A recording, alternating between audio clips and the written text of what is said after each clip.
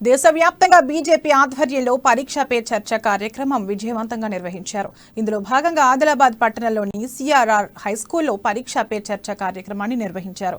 ఈ కార్యక్రమానికి హాజరైన బీజేపీ నాయకులు కంది శ్రీనివాసరెడ్డి ఉపాధ్యాయులతో కలిసి మోడీ కార్యక్రమాన్ని వీక్షించారు. అనంతరం విద్యార్థులకు పలు సూచనలు చేశారు.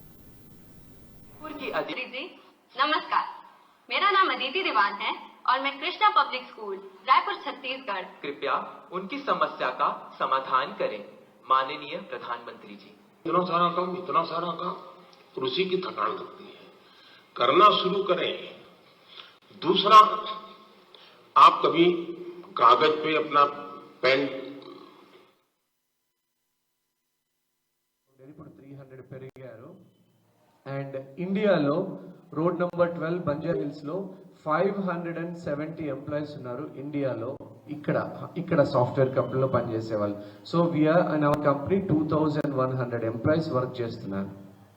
సో నేను మీకు చెప్పేది ఏంటంటే, నా our company turnover is yearly 865 crores. Every year we are doing 865 crores last year revenue.